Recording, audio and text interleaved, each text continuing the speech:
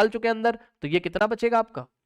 16 ही बचेगा। Now students देखिए ये जो क्वेश्चन है सीबीएसई में क्वेश्चन बहुत बार आ चुका है, इसको आप ध्यान से देखिएगा। यहाँ पे देखिए कॉन्सेप्ट क्या यूज करेंगे, सुनो मेरी बात ध्यान से, कॉन्सेप्ट देखिएगा। कॉन्सेप्ट ये यूज करना है, जैसे एक सर्कल हमने यहाँ बनाया, एक और यहाँ बनाया, एक और यहाँ बनाया, ये 9th क्लास का कॉन्सेप्ट यूज होगा, बच्चे भूल जाते हैं। देखो पहले आप कॉन्सेप्ट समझो। कॉन्सेप्ट ये होता है कि आपने पढ़ा था भाई कि अगर आपके पास कोई 9th क्लास में हमने पढ़ा था, जैसे ये सेंटर है ओ, ठीक, यहाँ पे भी हम सेंटर बना लेते ओ, यहाँ पे भी हम सेंटर बना लेते ओ, ठीक। तो अगर हमारे पास कोई आर्क है, ये देखो ये आर्क है ए बी, तो आर्क सेंटर पे जितना एंगल बनाती है ये वाला, ये डबल होता है किसका, angle subtended by the same arc on the remaining part of the circle. मतलब अगर हम यहाँ पे कोई पॉइंट चूज करते हैं, लेट अस से यहाँ पे remaining part of the circle ये रहा, मतलब इस आर्क वाले पोर्शन को छोड़ दो, इसको छोड़ दो, ये वाले येलो पोर्शन को छोड़ दो, ये आर्क कुछ नहीं करना, आर्क के एंड पॉइंट से किसको ज्वाइन करना है, सेंटर को। तो यहाँ जो एंगल बनेगा ये डबल होता है किसके, on the remaining part of the circle. मतलब समझो यहाँ पे कोई पॉइंट पी लिया और आर्क के एंड पॉइंट्स को ज्वाइन कर दिया, ए को और बी को यहाँ पे, तो ये 2x होगा और ये कितना हो जाएगा x, मतलब इसका डबल ये हो जाता है, ठीक। अब सुनो यही खास बात ये है, खास बात ये सिचुएशन अगर ऐसी हो जाए, सुनो ये अगर ऐसे घूम जाए, है ना, नहीं समझ रहे हो, ये एंगल अगर हम 2x की वैल्यू और बड़ी कर दें तो कुछ ऐसा हो जाएगा, थोड़ी देर के बाद ए यहां आ जाएगा और बी यहां आ जाएगा। अब ये जो सेंटर पे एंगल है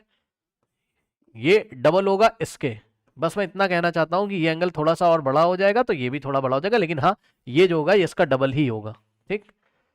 ठीक। ये 2x है तो ये x है, या फिर ये x है तो 2x है, यही बात। अब मैं दिखाना ये चाहता हूँ कि ये अगर ऐसे घूमते घूमते स्ट्रेट लाइन हो जाए, ये इस तरीके से, ठीक, ए यहां आ जाए, बी यहां आ जाए और पी यहां आ जाएगा कहीं, तो ये 90 डिग्री हो जाएगा। बस इसी को हम क्या, क्यों, क्योंकि यहाँ पे 180 बन गया, मानते हो कि नहीं भाई, ये तो स्ट्रेट लाइन हो गई ना, ए ओ बी डायमीटर हो गया। खुद सोचो ना, जब ओ ए और ए, ये ओ ए और ओ बी जस्ट अपोजिट हो जाएंगे, जब ऐसा, पहले दोनों कैसे थे, ऐसे, ये ओ ए था, ये ए बी, थोड़ा और खुल गया, थोड़ा और खुल गया, थोड़ा और खुल के ऐसे स्ट्रेट हो गए, जस्ट अपोजिट हो गए ओ ए और ये ए बी, तो यहाँ एंगल कितना बनेगा, यहाँ एंगल कितना बनेगा 180। बस यही मैं बता रहा हूँ, ठीक। तो रूल तो वही चलेगा ना कि यहाँ सेंटर पे जो एंगल बनाया है किसने, ये वाली आर्क ने, ये वाली आर्क ने, ये जो सेमी आर्क है, सेमी मतलब हाफ आर्क है, इसने 180 बनाया है, तो remaining part of the circle पे इसका हाफ बनाएगी, यानी कि 90 हो जाता है। ये आपने पढ़ा है। अब सोचो अगर इसको और घुमा दें इस तरीके से, समझो पहले घुमाया और घुमाते घुमाते दोनों को अपोजिट कर दिया ऐसे, समझो समझो, पहले ये ऐसे था, समझना कॉन्सेप्ट समझो, यही सब नहीं करके आते हो आप लोग एग्जाम में, ये ऐसे था, ठीक, इसको ऐसे कर दिया, अब इसको और अंदर घुमा दो, हम सेम उसी डायरेक्शन में घुमा रहे हैं, पूरा स्टार्टिंग से देखो, ये सीधा हो गया और घुमाते घुमाते ऐसे लेके चले गए, तो यहाँ पे एंगल बहुत बड़ा हो जाएगा और ऊपर वाला भी बहुत बड़ा हो जाएगा। कहने का मतलब है नेक्स्ट जो सिचुएशन बनेगी वो कुछ इस तरीके से बनेगी, समझिए जरा, नेक्स्ट जो सिचुएशन बनेगी वो इस तरीके से बनेगी, ये ओ है, ठीक, ए घूमते घूमते यहाँ पे आ जाएगा, बी घूमते घूमते यहाँ पे आ जाएगा, और ये, अब ये जो एंगल बनेगा इसको रिफ्लेक्स एंगल बोलते हैं, क्या बोलते हैं इसको, 180 से जब ज्यादा हो जाएगा ये घूमते घूमते, ठीक, तो ये रिफ्लेक्स एंगल कहलाएगा, ठीक। और ये जो रिफ्लेक्स एंगल होगा, अभी पॉइंट पी यहीं पर है, अब ए को हम पी से ज्वाइन करेंगे और ये वाली आर्क को आप छोड़ दो, ये ए बी आर्क को छोड़ दो, यही आर्क है, यही वाली आर्क है, बड़ी थी पहले, थोड़ी और बड़ी होगी, अब थोड़ी और बड़ी होगी, अब थोड़ी और बड़ी होगी, तो इसने जो सेंटर पे एंगल बनाया है ये डबल होगा किसके, इसके। अगर ये एक्स है तो ये 2x है, रूल वही लगेगा आपका। अब सुनो ध्यान से, यहां पर भी क्या यही हो रहा है, चेक कर लेना ध्यान से, देखो ये जो आर्क है, ये देखो ये वाली जो आर्क है, ये जो आर्क है, ठीक, ये सिमिलर आपको इसके लग रही है कि नहीं लग रही है, सुनो, तो ये वाली आर्क ने, ये देखो यहां पे रिफ्लेक्स एंगल बनाया हुआ है ये वाला, सही है, ओके। तो ये रिफ्लेक्स एंगल अगर आपको निकालना है तो आप किसी तरीके से कौन सा पता कर लो, हाँ, अगर आपको ये निकालना, मतलब बस मैं इतना कहना चाहता हूं कि ये वाला जो एंगल होगा रिफ्लेक्स, ये इस एंगल का क्या होगा, डबल। क्या मैंने सही बोला, मतलब समझो अगर ये x है तो क्या ये 2x होगा, हाँ ये कॉन्सेप्ट तो, हाँ ये कॉन्सेप्ट तो आपका क्लियर हो गया। अब सुनो, अब बड़ी मजेदार बात है, इसने हमसे बोला भैया पी आर क्यू बता दो, ठीक। सो पी आर क्यू बताने का ये मतलब है, एंगल पी आर क्यू बताने का मतलब है कि आप क्या बता दो, इनको x की वैल्यू बता दो, ठीक है। जब आ जाएगा तो बता देंगे, अब आएगा कैसे वो समझो, देखो अब बहुत आराम से आ जाएगा, कोई दिक्कत है नहीं इसमें। देखो ध्यान से चेक करो, ये जो आपका है ये रेडियस है, ओपी क्या आपका रेडियस है, ठीक, और ये देखिए पूरा टेंजेंट जा रहा है, और पॉइंट पी क्या है, पॉइंट ऑफ कांटेक्ट है, ध्यान सुन लेना, ये पूरा एंगल 90 होगा, मानते हो कि नहीं बताओ, क्योंकि रेडियस जो है टेंजेंट पे परपेंडिकुलर होती है, ठीक है। तो ये फुल एंगल कितना है 90 और कुछ वैल्यू हमको देके रखी, क्यूपीटी की वैल्यू देके रखी है, तो जाके ध्यान से चेक करें बच्चों, क्यूपीटी कितना है चेक करिएगा। ये देखिए ये वाला एंगल कितना है, ये वाला 60 है भाई, क्यूपीटी 60। अब एक बार बताओ पूरा 90 था, ये 60, तो अंदर वाला ये वाला कितना बचेगा, 30 बचेगा कि नहीं बचेगा बताओ। ठीक, अब सुनो, अगर ये 30 हो गया तो ट्राइंगल ओ क्यू पी तो आइसोसेलेस ट्राइंगल है भाई, ओ क्यू पी तो आइसोसेलेस ट्राइंगल है। क्यों? क्योंकि OQ का जितना लेंथ है, ये OQ का जितना लेंथ है उतना ही तो OP का लेंथ है, ठीक है। तो हमने पढ़ा है, हाँ हमने पढ़ा है कि अगर कोई ट्राइंगल आइसोसेलेस ट्राइंगल होता है भाई, OQ भी रेडियस है OP भी रेडियस है, तो दोनों इक्वल है, OP OQ के इक्वल है। तो इक्वल साइड के जो ऑपोजिट एंगल होते हैं वो भी इक्वल होते हैं, मतलब समझो इस साइड के अपोजिट जो एंगल है वो इस साइड के ऑपोजिट वाले एंगल के इक्वल होगा। अगर ये 30 है तो ये भी कितना हो गया बताओ, 30 हो गया, सही है। अब सुनो, अब POQ में एंगल सम प्रॉपर्टी लगा दो, हाँ यस, ट्राइंगल POQ में एंगल सम प्रॉपर्टी लगा लोगे, ये 30 है यस सर, ये भी 30 है यस सर, 30 30 60, तो 180 में से माइनस करोगे तो ये सेंटर पे एंगल आ जाएगा कितना 120, बताओ।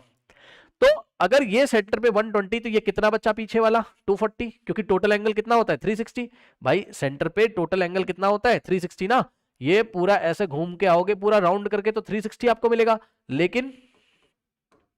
आप देख लो यहां पे देखो ये कितना मिल गया 120, तो ये रिफ्लेक्स एंगल की वैल्यू कितनी हो जाएगी, इसको हम क्या बोलेंगे, इसको हम बोलेंगे एंगल POQ, लेकिन नाम क्या लगा देंगे रिफ्लेक्स, सुन लो ध्यान से। अगर हम ओनली बोलेंगे POQ तब माना जाएगा अंदर वाला एंगल POQ, यानी कि ये वाला एंगल माना जाएगा, तब तो माना जाएगा 120। लेकिन अगर हम रिफ्लेक्स शब्द लगा देंगे, ठीक,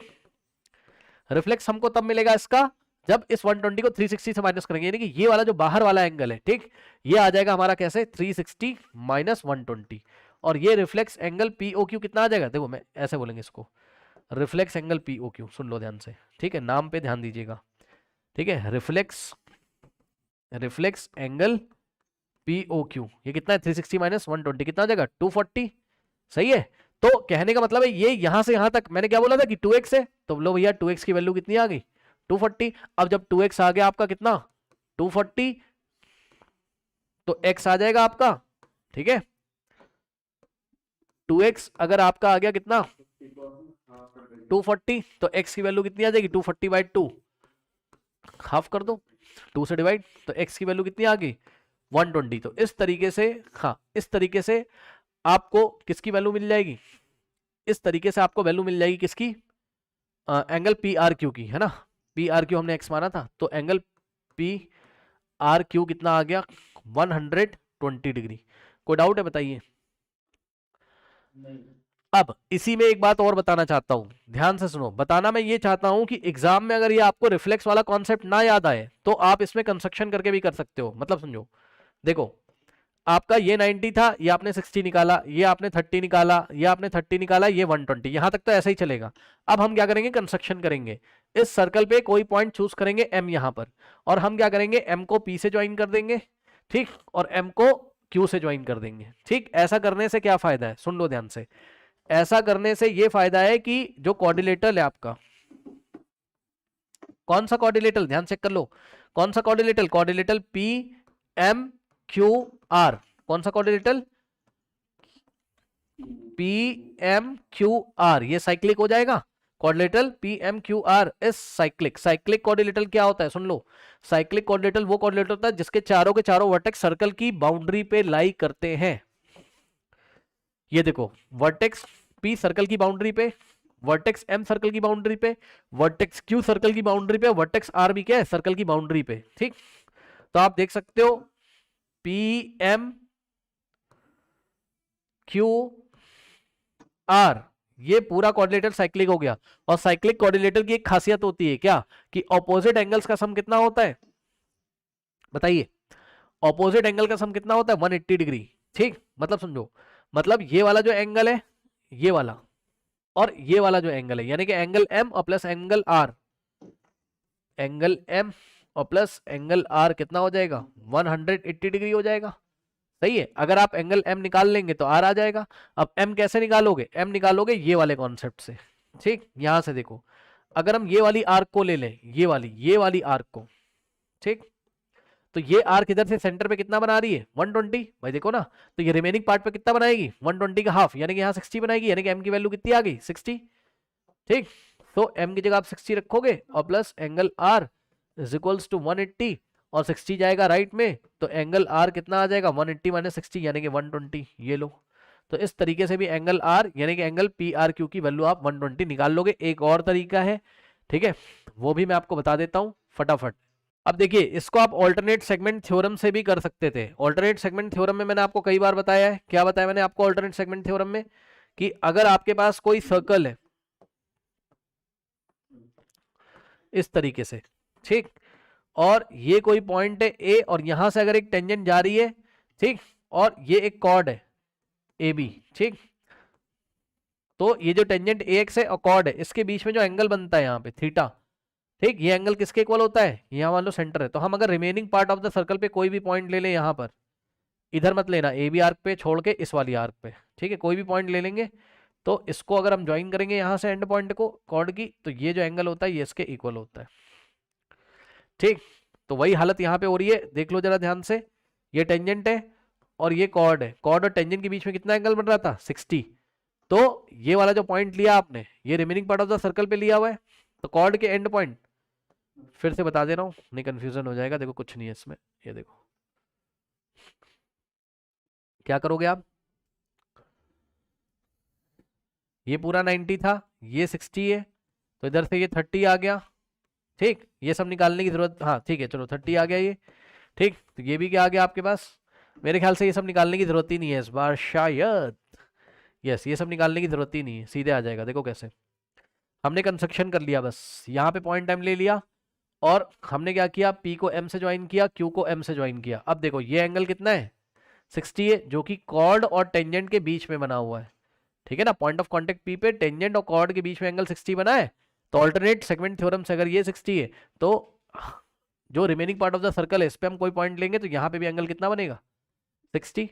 सही है ना। अब बताओ अगर ये 60 है तो ये कितना हो जाएगा 120, कैसे, क्योंकि ये साइक्लिक कोऑर्डिनेटर है, अपोजिट एंगल का सम कितना होगा 180। कोई डाउट है बताइए,